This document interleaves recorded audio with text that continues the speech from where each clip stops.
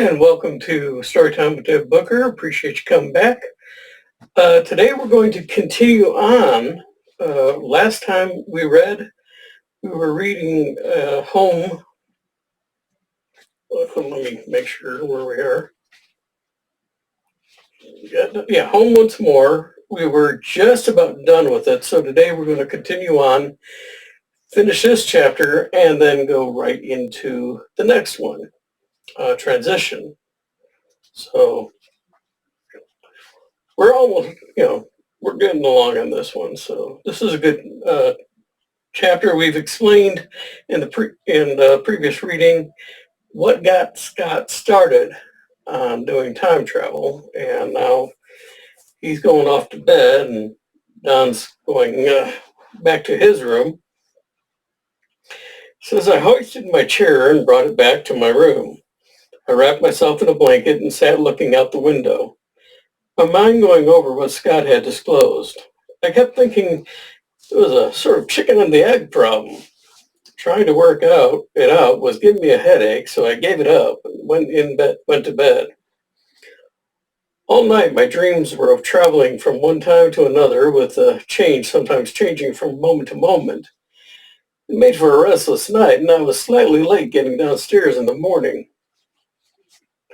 Scott had already finished his breakfast by the time I got down.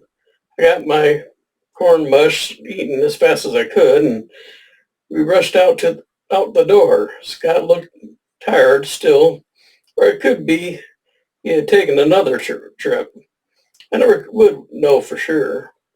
We got to the ferry and Dan was waiting on us. As his brother guided the ferry, Dan explained the possibility of moving to a larger location already.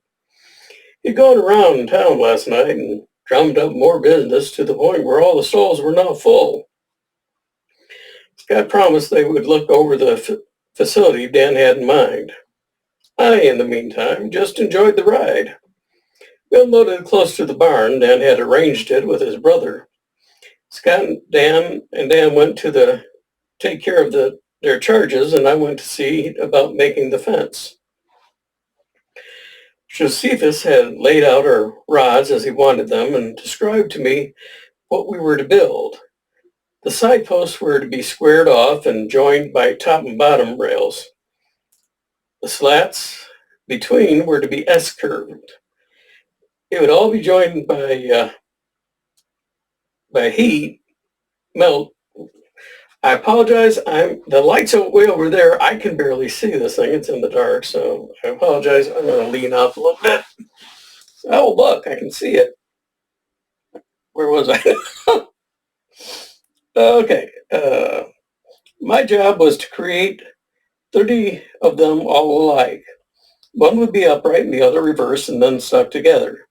I took some wood and made 3 templates of the greater and lesser arcs to ensure conformity.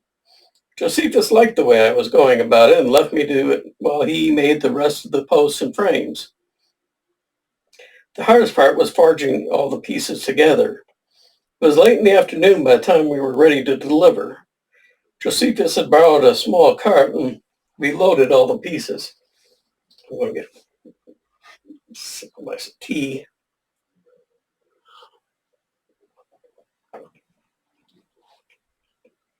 The house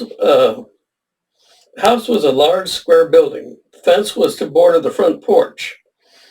Josephus laid out the fence in place and we drilled holes manually into the boards on the porch. The holes were a bit smaller so that when we installed the fence, we would have to pound it into place. Josephus gave me a metal hammer covered in front with thick leather. This way, he said, we can pound it in and not leave dents or marks. Pounded in the posts together, one on each side, and then tested each one to ensure it was secure. One frame was a little loose, but Josephus used one of the series of small iron wedges he had brought just in case. As we finished, the owner of the Pemberton house stepped out with his little girl. Josephus introduced me to Mr. Joseph Pemberton, a merchant in town. His daughter proceeded to climb up the fence. I was going to say something, but I caught Josephus of the eye and left it alone. After a little thought, I understood. To show concern would mean might not have done the job securely. She swarmed all over it and never shook or wavered. Mr. Pemberton was pleased and handed Josephus $25 in cash and $15 credit on his store. Josephus offered me a choice of either. I told him to keep both. On the way back, we stopped at the inn Scott and I were staying in and had a couple of ales. Don, I just can't figure you out. You say you want training, but I've noticed you either have a natural talent for blacksmithing or catch on very quickly. Either way, you seem to be doing me more good than I'm doing you. He tossed off the last of his ale, and I asked for another. I'm getting experience, and that's what I need. I may be able to catch on fast, but without your guidance, I wouldn't be any good. I appreciate what you are teaching me, and like I said, I'm getting good experience. He smiled at that and ordered me another pint. Well, we won't have any more time tonight to make the pot, but I promise we will get to that first thing tomorrow. Since I was already here, I said goodnight and headed out to my room, first checking to see if Scott was already there. I knocked and popped my head in, but nope, no Scott. I laid in bed trying to figure out all I still needed to learn. So far, I had made nails, horseshoes, skillets, hinges, and a fence. Tomorrow would be a sand cast pot.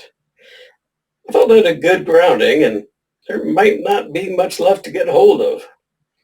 Around 11, I heard Scott's knock on the door. Come on in, I called out.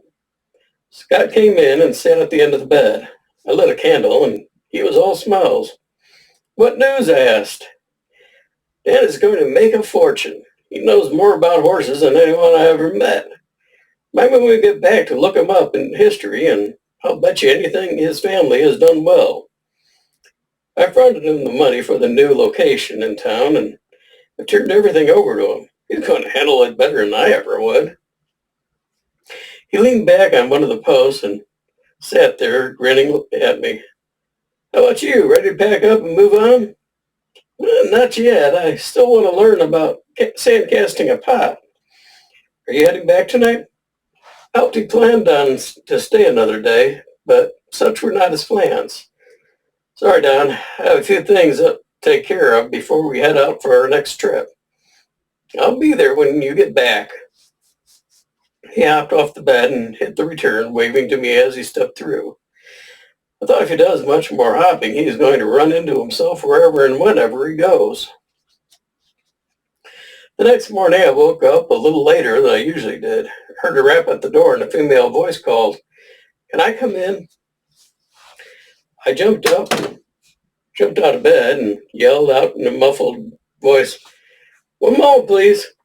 I hid behind the door as it burst open. I heard a sharp intake of breath and the sound of running feet as she went out into Scott's room. I went to the door opening and was leaning against it when she came back out. She took one look at me and screamed. I just stood there laughing as she stormed downstairs. The only thing I heard from her was some people that are damn tricks. I got freshened up and went out without stopping for breakfast. I got a few apples on the way and made it to the ferry on time. Franklin was waiting for me. I gave him my fare and a couple of the apples. The water was running slower today, so it took a while to get to the other side. During the trip, Franklin was bemusing the fact that Dan was set up in business, but he didn't see anything going for himself. I had almost $100 left and gave it to him. It would have been like giving someone about $4,000 today. Why don't you get yourself hired up onto a ship and learn the trade? Well, you might end up as a great sailing master someday. He gulped as he looked at the money in his hand. He stammered out thanks and seemed unsure if he should keep it. I'm going to have to change position here. There we go. Oh, wow, much better. He stammered out thanks and seemed unsure if he should keep it. I reassured him that Scott had helped Dan, so it wasn't wrong for me to give him some help. We got to the other side and Franklin out on his hand. I won't forget this and I won't let you down. There's nothing to let down, I told him. Just do whatever you want and enjoy it. I saluted him and went to Josephus. I need some more tea. I'm having a hard time today, I tell you.